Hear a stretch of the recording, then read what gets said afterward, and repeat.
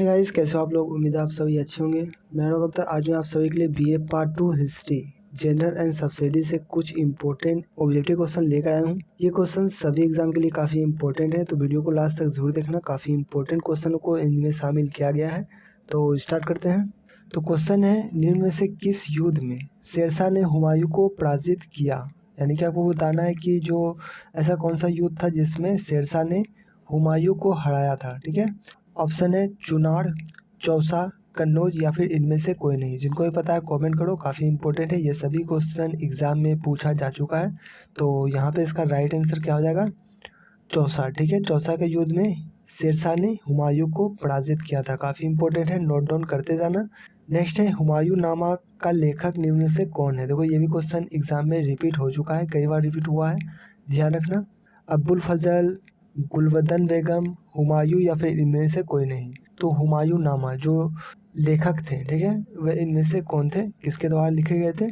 तो ये लिखे गए थे गुलबदन बेगम के द्वारा। ठीक है। ऑप्शन नंबर बी हो जाएगा, गुलबदन बेगम। काफ़ी इंपॉर्टेंट है, ध्यान रखना। नेक्स्ट है, किस शासन ने सुलह-ई-कुल की नीति को प्रस्तुत किया था। ठीक है। सुलह-ई-कुल की नीति से भी कई सारे क्वेश्चन एग्जाम में पूछा जाता है, ध्यान रखना। ये पूछा जा रहा है कि सुलह-ई-कुल की नीति को प्रस्तुत किया था वह किस शासन ने किया था, किस शासक के द्वारा ये किया गया था। ठीक है। अकबर, शाहजहां, औरंगजेब या फिर जहांगीर। तो सुलह-ई-कुल की जो नीति को प्रस्तुत किया गया था वह किया गया था अकबर के द्वारा। ठीक है। ऑप्शन नंबर ए हो जाएगा राइट। नेक्स्ट है, निम्न में से कौन सा शासक चौथ कर वसूल करते थे। ठीक है। यानी कि चौथ कर जो वसूल करते थे वह इनमें से कौन से शासक थे। सिख, मराठा, गोरखा या फिर मुगल। यानी कि चौथ कर जो वसूल करते थे वह किसके द्वारा किए जाते थे, इनमें से कौन सा राइट हो जाएगा। जिनको भी पता है क्या करना है, कमेंट करना है। ठीक है। तो यहाँ पे इसका राइट आंसर हो जाएगा ऑप्शन नंबर बी। ठीक है। मराठा के द्वारा। क्यों करते थे ये चौथ कर, युद्ध के लिए किए जाते थे। ठीक है। यानी कि जो आक्रमण होते थे, बाहरी आक्रमण, उससे बचने के लिए जो युद्ध नीति बनता था उसी के लिए चौथ कर लगाया जाता था मराठों के द्वारा। नेक्स्ट है, किताब उल हिंद ग्रंथ जो लिखा गया था, ठीक है, उनका लेखक इनमें से कौन है। तो किताब उल हिंद का लेखक कौन है, देखो ये भी क्वेश्चन काफ़ी इंपॉर्टेंट है। तो किनके द्वारा लिखा गया था, तो ये लिखा गया था अल बरूनी के द्वारा। ठीक है। ऑप्शन नंबर ए हो जाएगा अल बरूनी। नेक्स्ट है, निम्न में से किस शासक ने अपनी राजधानी दिल्ली से दौलताबाद स्थानांतरित किया था। ठीक है। यानी कि दिल्ली से अपनी राजधानी उठाकर दौलताबाद ले गया। ठीक है। ऐसा कौन सा शासक था ये बताना है। गयासुद्दीन तुगलक, मोहम्मद बिन तुगलक, सिकंदर लोदी या फिर इब्राहिम लोदी। तो यहाँ पे इसका राइट आंसर ऑप्शन भी हो जाएगा मोहम्मद बिन तुगलक ने। ठीक है। अपनी राजधानी दिल्ली से दौलताबाद स्थानांतरित जो किया था वो किया था मोहम्मद बिन तुगलक ने। ठीक है। ऑप्शन नंबर बी के साथ जाना है। काफ़ी इंपॉर्टेंट है, नोट डाउन भी करते जाना। वीडियो अच्छा लगा तो वीडियो को लाइक करते जाना। अगला है, किसके शासनकाल में इबन तूता भारत आया था। ठीक है। यानी कि इबन तूता जो भारत आया था वह इनमें से किसके शासनकाल में आया था। अलाउद्दीन खिलजी, फिरोज शाह तुगलक, मोहम्मद बिन तुगलक या फिर इनमें से कोई नहीं। तो जिनको भी पता है कमेंट करो, काफ़ी इंपॉर्टेंट क्वेश्चन है। तो किसके शासन में इबन तूता भारत आया था, तो मोहम्मद बिन तुगलक के शासनकाल में इबन तूता भारत आया था। ठीक है। निम्न में से किस युद्ध में शेरशाह ने हुमायूं को अंतिम रूप से पराजित किया था। यानी कि लास्ट बार जो पराजित किया था शेरशाह ने हुमायूं को, ठीक है, वह किस युद्ध में किया था। चुनार युद्ध, बिलग्राम युद्ध, चौसा युद्ध या फिर बंगला युद्ध। तो जिनको भी पता है कमेंट करना। तो ये क्या था, चौसा का युद्ध। ठीक है। मैं पहले ही बता चुका हूँ। चौसा के युद्ध में शेरशाह ने हुमायूं को पराजित किया था। ठीक है। इसी तरह से क्वेश्चन घुमा फिरा के पूछा जा सकता है, ध्यान रखना। तो ऑप्शन नंबर सी के साथ जाना है। नेक्स्ट है, अकबरनामा का लेखक इनमें से कौन है। ठीक है। यानी कि अकबरनामा जो लिखा गया था, ठीक है, वह इनमें से किसके द्वारा लिखा गया था। निजामुद्दीन मोहम्मद, अब्बुल फजल, गुलबदन बेगम या इनमें से कोई नहीं। देखो जिनको भी आता है कमेंट करते जाना, क्योंकि ये एग्जाम के पॉइंट ऑफ व्यू से काफ़ी इंपॉर्टेंट होने वाला है। तो अकबरनामा का जो लेखक था, ठीक है, वह था अब्बुल फजल। ठीक है। ऑप्शन नंबर बी हो जाएगा अब्बुल फजल। नेक्स्ट है, निम्न में से किस मुगल बेगम ने अपने नाम का सिक्का जारी किया था। ठीक है। यानी कहते हैं कि नाम का सिक्का जारी किया। तो ऐसा कौन सा बेगम था जिन्होंने अपने नाम का सिक्का जारी किया था। हमीद बानो, मुमताज महल, नूरजहां या फिर शाह बेगम। जिनको भी पता है कमेंट करना, काफ़ी इंपॉर्टेंट है, ये भी क्वेश्चन एग्जाम में पूछा जाने का चांस है। ठीक है। तो कौन हो जाएगा राइट, तो यहाँ पे इसका राइट आंसर हो जाएगा ऑप्शन नंबर सी, नूरजहां ने। ठीक है।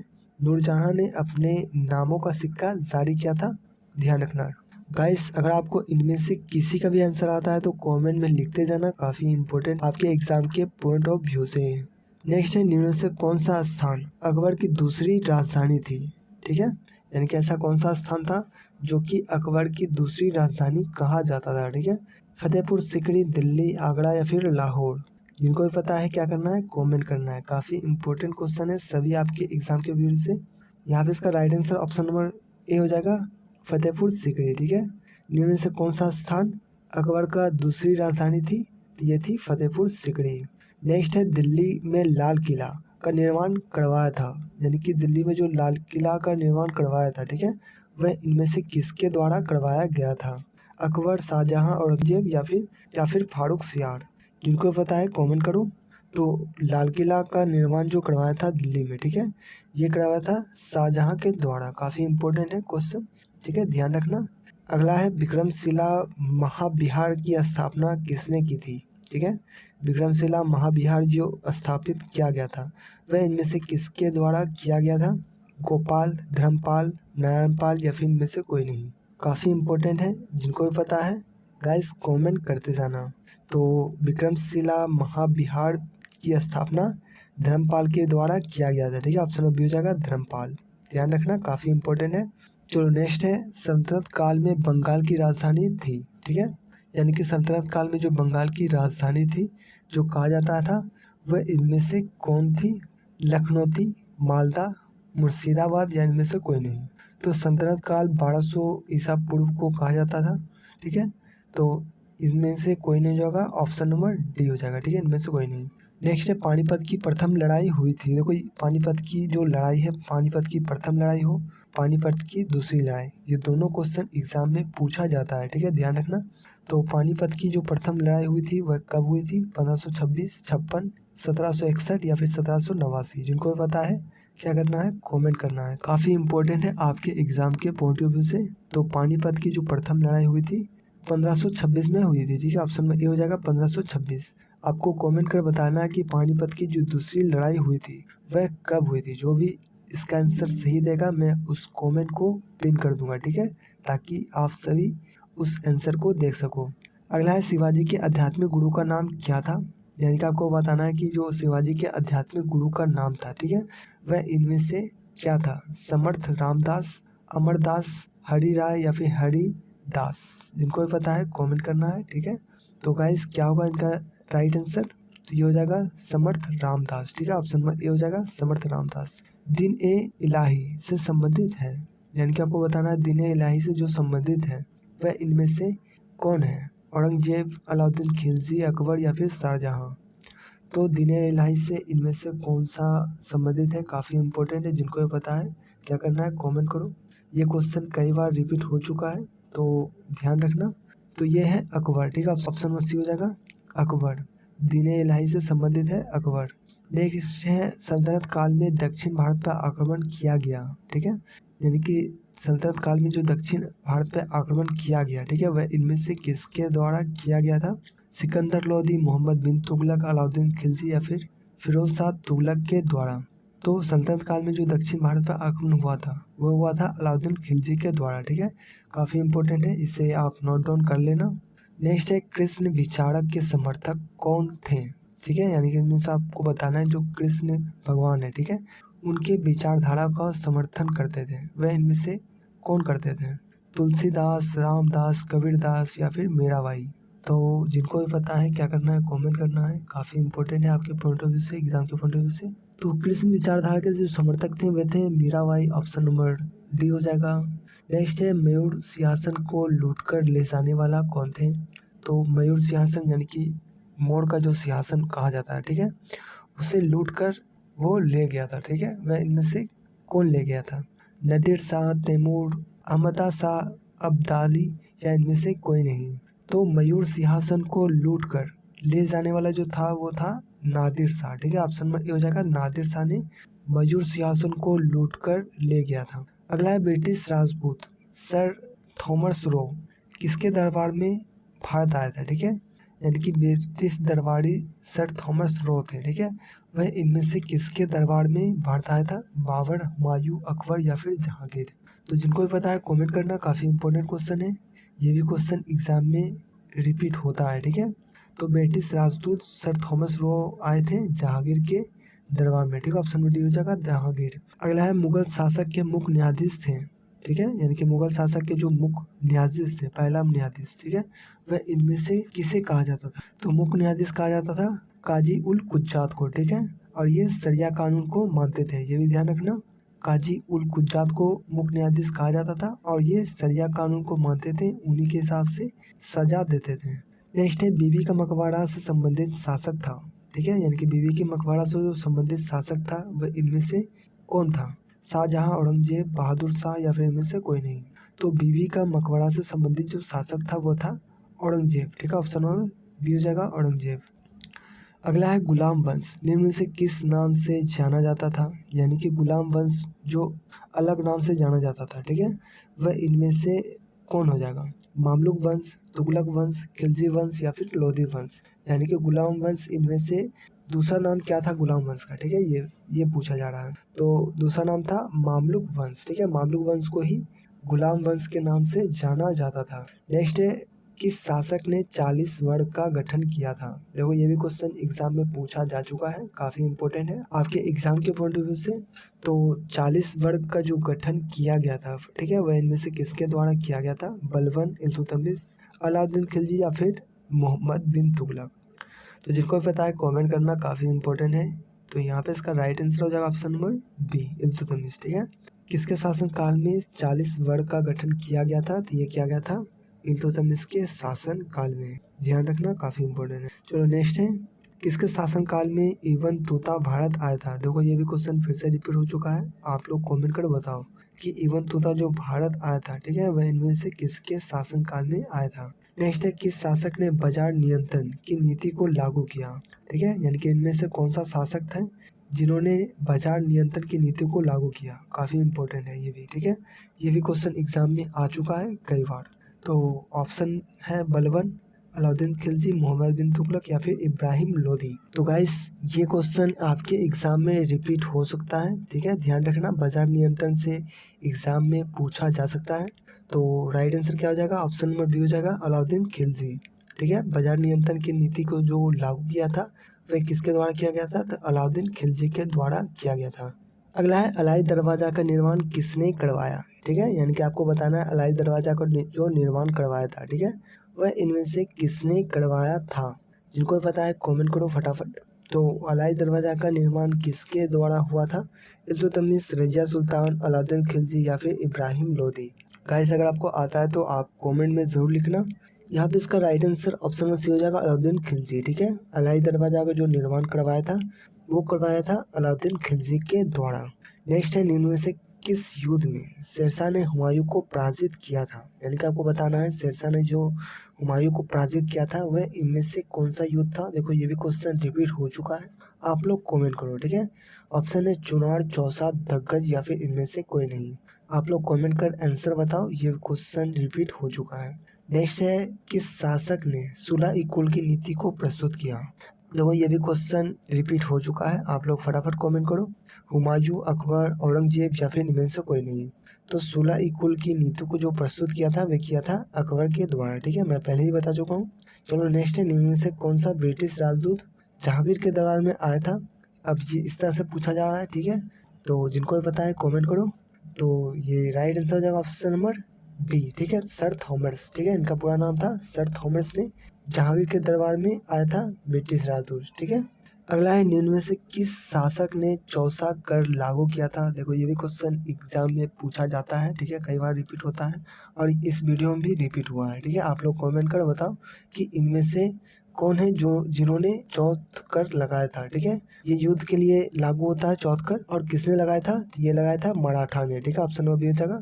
नेक्स्ट है फतेहपुर सीकरी बुलंद दरवाजा का निर्माण किसके द्वारा किया गया था, किसने करवाया था? ठीक है, तो फतेहपुर सीकरी में जो बुलंद दरवाजा का निर्माण हुआ था, देखो ये भी क्वेश्चन बुलंद दरवाजा से नॉर्मली पूछा जाता है, ठीक है, तो ध्यान रखना, काफी इंपॉर्टेंट है आपके एग्जाम के पॉइंट ऑफ व्यू से।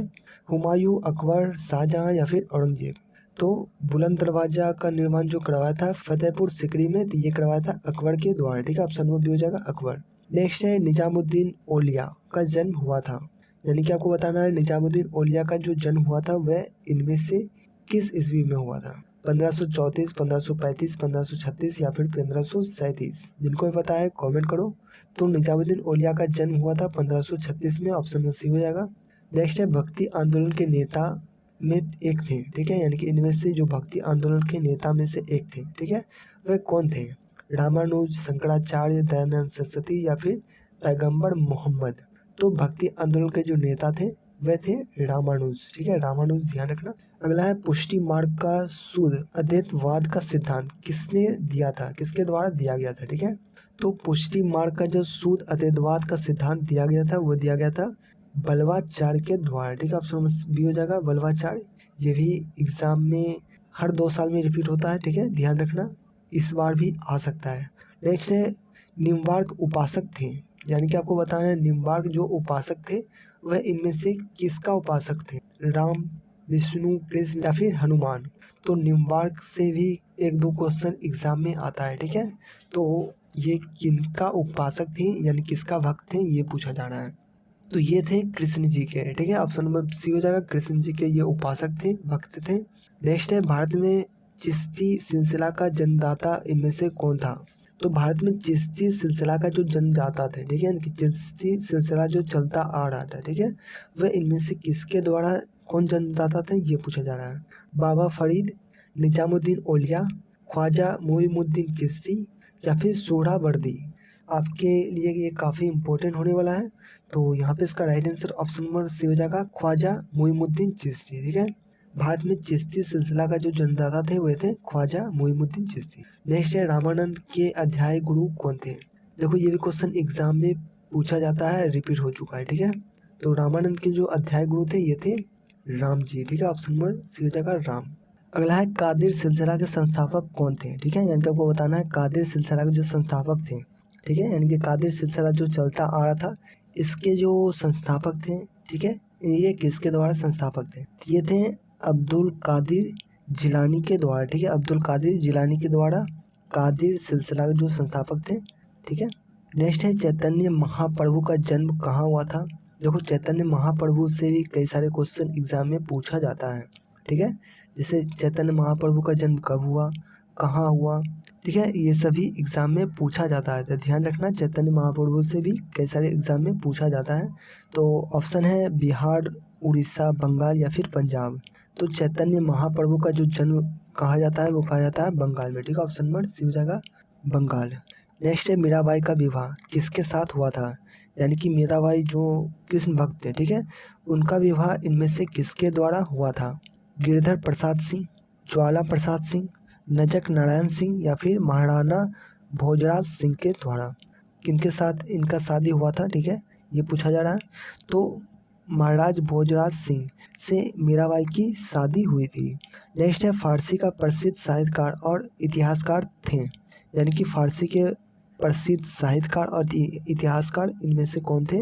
अमीर खुसरो, विद्यापति, पृथ्वीराज रासो या फिर इनमें से कोई नहीं। जिनको पता है कमेंट करना, काफ़ी इंपॉर्टेंट है। तो फारसी का प्रसिद्ध साहित्यकार जो और इतिहासकार जो थे, ठीक है, वे थे पृथ्वीराज रासो, ठीक है, ऑप्शन नंबर सी हो जाएगा, पृथ्वीराज रासो को फारसी का प्रसिद्ध साहित्यकार कहा जाता है। नेक्स्ट है किसके द्वारा गीता का अनुवाद किया गया था, मराठी भाषा में, ठीक है, यानी कि मराठी भाषा में जो गीता का अनुवाद हुआ था वह इनमें से किसके द्वारा हुआ था। देखो ये भी आपके एग्जाम के पॉइंट ऑफ व्यू से काफ़ी इंपॉर्टेंट है, ठीक है, यानी कि गीता के बारे में, यानी कि गीता का बारे में भी पूछा जाता है कि गीता का जो अनुवाद हुआ था मराठा में वह इनमें से किसके द्वारा हुआ था। ये हुआ था एकनाथ के द्वारा, ठीक है, एकनाथ, ध्यान रखना, ऑप्शन नंबर बी हो जाएगा एकनाथ। अगला है संतत काल में राजस्व विभाग का प्रधान कौन होता था, यानी कि संतत काल में जो राजस्व विभाग का प्रधान होता था, ठीक है, वह इनमें से कौन होता था, ठीक है, आमिल, पटवारी, दीवान ए विरासत या उपयुक्त में से इनमें से कोई नहीं, ठीक है। तो संतत काल में जो राजस्व विभाग का प्रधान होता था, ठीक है, यानी कि जो भी खजाना होता था, जो भी राजस्व आता था, जो भी टैक्स कर आता था, ठीक है, उसका जो प्रधान होता था ये होता था दीवान ए विरासत, ठीक है, दीवान ए विरासत उनको कहा जाता था, यही इनका प्रधान होता था, हेड होता था, ठीक है।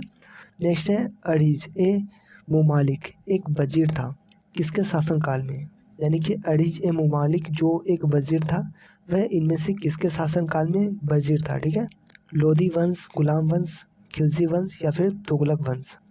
तो अरीज ए मुमालिक जो वजीर था वो था गुलाम वंश में। ठीक है, ऑप्शन नंबर बी हो जाएगा, गुलाम वंश में वो एक वजीर था। ठीक है, ऑप्शन नंबर बी के साथ जाना है। अगला है उत्तर भारत भक्ति आंदोलन, यानी कि उत्तर भारत में भक्ति आंदोलन कौन से ईस्वी कौन सा शताब्दी को कहा जाता है। तो उत्तर भारत में भक्ति आंदोलन कहा जाता है 13वीं शताब्दी में। ठीक है, ऑप्शन नंबर ए हो जाएगा, 13वीं शताब्दी में उत्तर भारत में भक्ति आंदोलन कहा जाता है। तो गाइस आज के लिए इतना ही। उम्मीद है आपको वीडियो पसंद आया होगा। पसंद आया तो प्लीज़ वीडियो को लाइक करना, कमेंट कर बताओ कि आपने इनमें से कितने क्वेश्चन का आंसर करा है। मिलते हैं फिर एक नई वीडियो के साथ, तब तक के लिए अपना ख्याल रखना। जय हिंद।